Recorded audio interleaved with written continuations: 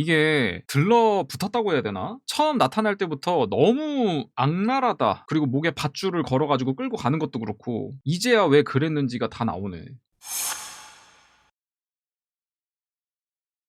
귀신 보는 친구 이야기 테마 10편. 녀석은 고민했다. 역시 별일이 없을 리가 없다는 예감이 들었기 때문이다. 그치만 그냥 무시하기엔 Y의 목소리는 그 어떤 기운도 느껴지지 않는 절망스러운 목소리 그 자체였다. 녀석이 전화를 끊고 몇십 분 후에 맨션 앞에서 기다리고 있으니 Y가 나타났다. 며칠 동안 잠을 한숨도 자지 못한 것 같은 초췌하고 피곤한 모습으로 Y의 차로 그의 집까지 가는 중에 녀석은 그동안 무슨 일이 있었냐고 물었고 Y는 가서 전부 얘기해주겠다는 대답 외에 그 어떤 말도 하지 않았다. 도착한 Y의 집은 연립주택이 아닌 단독주택 같은 곳이었다. 차에서 내려 그의 집 앞에 들어선 순간 강한 한기와 불안하고 음습한 기운이 녀석의 온몸으로 느껴졌다. 그 여자다. 녀석은 그의 집 안으로 재빨리 들어갔다. 그 기운을 따라 안방 같은 곳으로 들어가니 방 한가운데에 그의 동생이 환자처럼 누워있었고 그의 어머니가 딸을 걱정하듯 바라보며 옆에 앉아있었다. 그리고 그 검은 여자 또한 구부정하게 팔을 길게 늘어뜨리며 그의 어머니 옆에 서 있었다.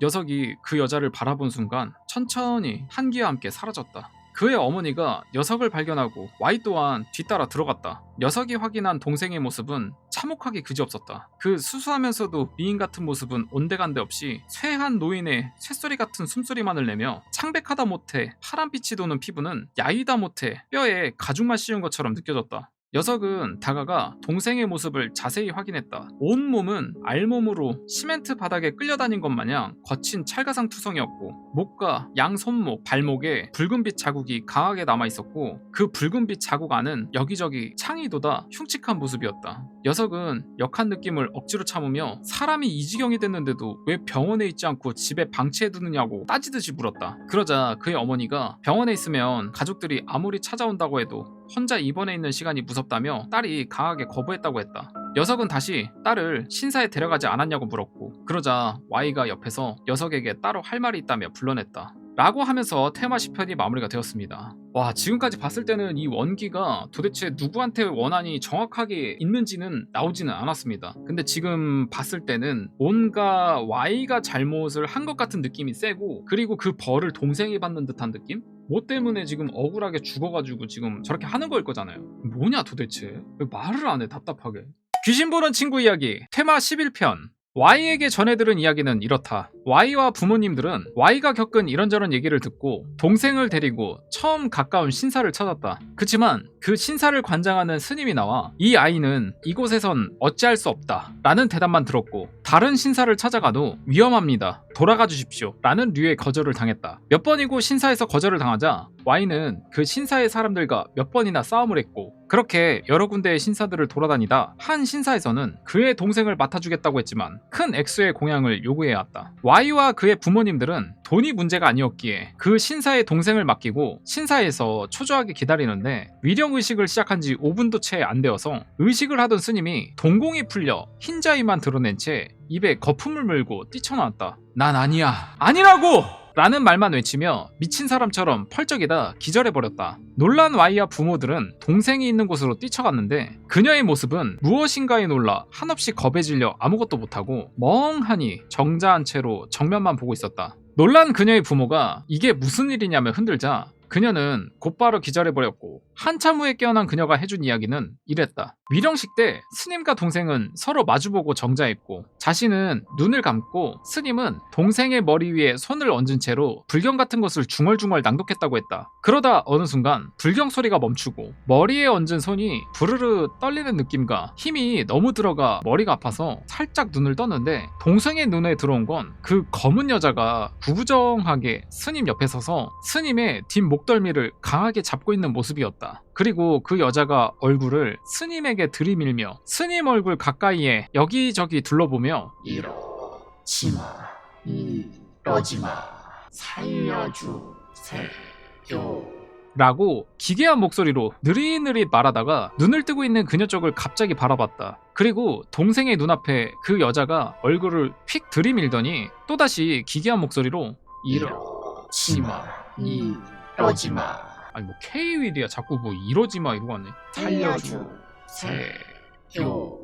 이런 상황에 동생이 극도의 공포로 얼어붙어 있을 때 지저분한 밧줄로 그 여자가 스님의 목을 둘둘 감아 그 방 안 여기저기를 끌고 다녔고 스님은 죽을 듯이 괴로워하며 버둥거렸다. 이상한 건 분명 저쪽 편엔 스님은 그 여자에게 목이 감겨 끌려다니는데 자신의 앞엔 여전히 정신을 잃은 것 같아 보이는 그 스님이 정좌하고 있었다는 것이다. 그 기괴한 상황에 동생도 정신을 잃은 건지 어떤 건지 그 뒤로는 기억이 나지 않는다고 했다. 그렇게 별 수 없이 동생을 다시 데려왔지만 동생은 계속 상태가 악화되었다. 계속 몸에 알 수 없는 상처가 나서 병원에 데려가려 했지만 동생은 강하게 거부했고 동생이 깨어있을 땐 그 여자가 눈앞에 있다. 그 여자가 내 목에 밧줄을 감아 나를 끌고 다닌다 라는 소리를 하다가 지쳐 잠이 들고 눈을 뜨면 또 같은 상황의 반복. 그러면서 몸의 상처는 점점 심해져 갔다고 했다. 여기까지 이야기를 들은 녀석은 Y에게 한 번 더 물었다. 정말로 누군가에게 원한을 살 만한 일은 한 적이 없냐고. Y는 한참 동안이나 말이 없었다. 답답해진 녀석이 동생을 저렇게 죽어가게 두고 싶으면 마음대로 하라고 화를 냈고 그제서야 Y는 천천히 입을 열기 시작했다. 철없던 시절에 저지른 커다란 실수라며. 아니 근데 이게 철없던 시절 그런 게 문제가 아니고 문제 해결을 빨리 해야 되는데 앞에 상황이 지금 이렇게 일어나고 있음에도 불구하고 저렇게까지 얘기를 안 하는 거는 이 Y라는 사람한테 문제가 좀 많네요. 문제를 해결할 생각이 없는 것 같아. 귀신 보는 친구 이야기 테마 12편. 당시 Y가 2학년이던 시절 Y는 3학년들조차 다 싸움으로 잡아버린 학교의 우두머리였다. 그는 상남 2인조에 나오는 만화같이 학교 집단을 크게 이끌고 다녔고 그 집단의 리더로 있었다. 당시 Y와 같은 반 학생 중에 전교에서 이지매를 당하던 유코, 가명입니다. 철도원에서 나오는 여주인공 이름 유코라는 여자애가 있었는데 그 아이는 1학년 때부터 이지매를 당했다. 집안이 어려운 듯 지저분한 교복 차림과 쾌쾌한 냄새 그리고 매일 감지 않은 머리는 따돌림을 당하기에 충분했었다. 유코는 이쁘지 않은 평범한 얼굴의 여학생이었지만 가슴이 비정상적으로 커서 교복 블라우스 단추를 잠그지 못한 채로 늘 열린 블라우스 속에 티셔츠를 입고 다녔다고 했다. 짓궂은 아이들은 유코를 벽에 세워두고 가슴을 주물럭거리며 놀았고 싫다고 하거나 저항을 하면 폭력을 가했다. 유코가 그 정도의 이지매와 추행을 당하면서도 꿋꿋이 학교에 나왔던 이유 중에 하나가 Y 패거리 중에 있던 쇼타, 가명입니다. 개인적으로 좋아하는 만화 주인공 이름 쇼타 때문일지도 몰랐다. 쇼타는 잘생기고 여학생들 사이에서도 인기가 참 좋았다. 유코 또한 쇼타를 짝사랑했다. 아이들이 유코의 일기장을 뺏어서 보다가 쇼타를 좋아한다는 내용 때문에 알게 되었고 너 같은 게 감히 쇼타랑 어울리냐며 그 또한 아이들에게 괴롭힘거리가 되었다. 그리고 비극적인 사건의 시작은 유코의 생일날 일어나게 되었다. 이게 지금 정황상 봤을 때는 이 유코라는 친구가 이제 원기가 된 것 같은데 역시 그럴만 했네요. 이게 학폭도 모자라서 땡추행도 있었던 거잖아요. 죽일 놈의 새끼들 진짜 당할만하다. 얼마나 수치심이 들었겠습니까. 근데 그 와중에 저렇게 회피를 하는 Y 모습이 더 열받았을 것 같아요. 끔찍하네. 귀신 보는 친구 이야기 테마 13편. Y가 교실에 갔더니 책상에 앉아있는 유코에게 생일 축하라며 아이들이 쓰레기통을 들이붓고 온갖 쓰레기와 오물들을 유코와 유코의 책상 위에 던져댔다. 그 모습을 보고 Y가 그들에게 다가갔고 유코를 괴롭히던 대여섯 명의 아이들은 그를 보자 경직되었다. Y는 보통 학생들에겐 공포의 대상이었다. Y, 뭐 하는 거냐 니들? 유코, 아이들. 아니 그냥 오늘 유코의 생일이라 축하를. 아이들은 Y의 눈을 쳐다보지 못하고 기어들어가는 소리로 대답했다. Y, 병신 같은 짓 하지 말고 꺼져. 아이들은 그 소리에 놀라 주랭랑을 쳤다. 반에 있던 다른 아이들은 숨죽이며 자신의 책상만을 바라보았다. Y, 꺼지라는 말 안 들리냐? 다시 한번 위협적인 Y의 말에 반의 모든 아이들이 교실 밖을 빠져나갔다. Y, 괜찮냐? 유코, 고맙습니. 아니, 고마워. 유코 또한 반 아이들처럼 Y를 두려워했다. Y, 너 오늘 생일이냐? 유코, Y, 이따 학교 끝나고 우리 집 가자. 쇼타도 올 거야. 유코, 갈 거야 말 거야.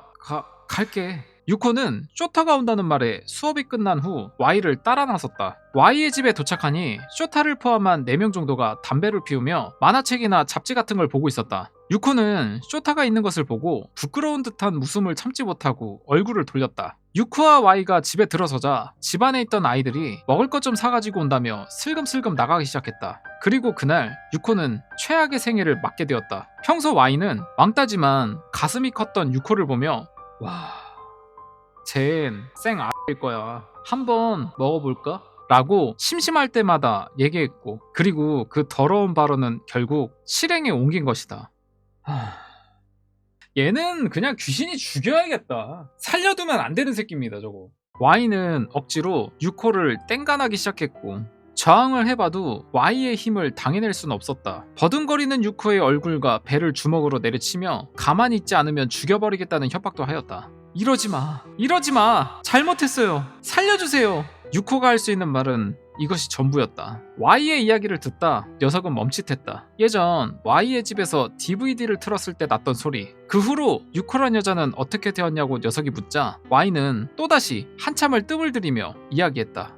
라고 하면서 테마 13편의 이야기가 마무리되었습니다. 저 정도면은 인가율을 어기면서 괴롭힐만 한 것 같습니다. 너무 추악하네요. 저렇게라도 복수를 할 수 있으면 다행인 것 같은 정도예요. 그냥 진짜 말도 안 된다. 좋아하는 사람이 있다고 해가지고 그 사람을 꼬드겨가지고 데리고 왔는데 결국 당한 거잖아요. 저런 짓을 했으니 숨길 수밖에 없지. 저런 행동을 하는데 어디 가서 떳떳하게 얘기하겠습니까? 저렇게까지 지독하게 괴롭히는 데는 뭔가 이유가 있을 거라고 얘기는 해왔지만 반대로 귀신을 응원하게 되네. 귀신 보는 친구 이야기 테마 14편. 그런 일을 당한 후에도 유코는 학교에 꾸준히 나왔다고 한다. 전보다 더 어두워진 모습으로. 그런 유코를 보며 Y는 비웃었다.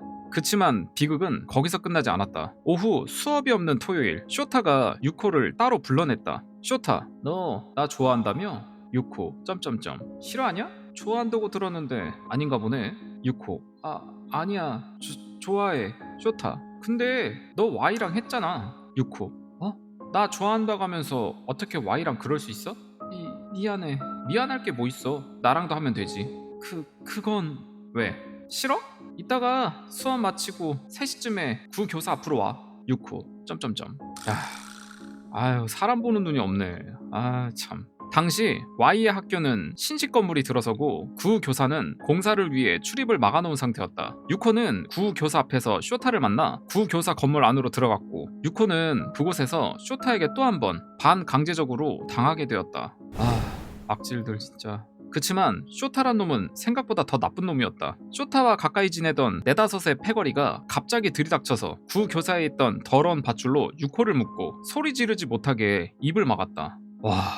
잔인하다. 한 놈은 비디오 카메라로 그 장면을 촬영하고 다른 패거리들은 번갈아 유코를 땡간했다. 그렇게 유코는 아무런 저항도 하지 못하고 자신의 생일날, 그리고 그 후에 또 한 번 자신이 짝사랑하던 이에게 고통스러운 일을 당했다. 그 후로 유코는 더 이상 학교에서도 어디에서도 모습을 보이지 않게 되었고, 후에 들리는 소문으로는 건물 옥상에서 투신했다는 소문만 들렸다. 이야기를 다 마친 Y가 담배를 피우며 깊은 한숨을 내쉬었다. 역겨웠다. 역겨운 기운이 발끝에서부터 차올라 혀 끝까지 밀려왔다. 녀석은 Y를 한 방 먹이고 싶었지만 참았다. K, 이번 일은 도와주고 싶은 마음도 생각도 들지 않아. 그 여자에게 죽던지 말던지 마음대로 해. 모두 당신이 저지른 일이니까. Y, 알아. 그치만 내 동생은 아무 잘못 없잖아. 내 동생을 봐서라도 제발 도와줘. 부탁할게. Y가 거의 울먹이며 무릎을 꿇고 이마를 땅에 부딪히며 녀석에게 빌었다. 그치만 더 이상 도와주고 싶지 않은 마음은 조금도 변하지 않았다. K, 어디 가서든 죽어버리라고 당신. 녀석은 돌아가기로 마음을 먹고 그의 동생의 상태를 잠깐 확인하려 그 동생이 있는 방으로 다시 갔다. 그의 어머니는 손님인 나를 위해 무언가 준비하는 듯 했다. 눈을 감고 불안한 듯 시체 같은 모습으로 잠들어 있는 그녀. 미안하다. 난 널 도와줄 수가 없어. 속으로 생각하고 녀석이 뒤를 돌아섰는데 목소리가 들렸다. 살려주세요. 뒤를 돌아보니 그의 동생이 눈을 뜨고 힘없이 녀석을 바라보고 있었다. 동생, 오빠가 집에 왔을 때 그 여자가 사라졌어요. 살려주세요. K... 동생, 살고 싶어요. 부탁드릴게요. 제발. 울먹이며 간절하게 부탁하는 동생의 모습. 그렇게 한참을 동생을 바라보다가 녀석은 차마 뿌리치지 못하고 그녀의 곁에 앉아 그녀의 머리를 쓰다듬었다. K, 걱정하지 마. 오빠가 반드시 살려줄게. 고맙습니다. 라는 힘없는 대답과 함께 그녀가 다시 잠들어 버렸다. 녀석은 방에서 나와 Y에게 다가갔다. K, 흥신소든 뭐든 이용해서 유코라는 여자의 유해가 어디 있는지, 그리고 쇼타라는 새끼 행방 당장 찾아와. 라고 하면서 퇴마 14편의 이야기가 마무리되었습니다. 진짜 악랄하네요. 이게 들러붙었다고 해야 되나? 처음 나타날 때부터 너무 악랄하다 라고 생각은 했습니다. 근데 이 정도일 거라고는 생각을 못했네요. 벌 받을 수밖에 없습니다. 이건 어떻게 해야 되냐. 어떻게 보면은 귀신 입장에서 최고의 복수는 그 사람이 아끼는 거를 파괴를 하는 거니까 그게 여동생이잖아요. 지금까지 일들을 되새겨 보면은 자기가 당했던 거 있죠. 그거를 지금 여동생에게 시행을 하고 있는 것 같아요. 뭐 생일 때 이렇게 한 것도 있고 캠코더도 있었고, 그리고 목에 밧줄을 걸어가지고 끌고 가는 것도 그렇고, 이제야 왜 그랬는지가 다 나오네. 악랄하다.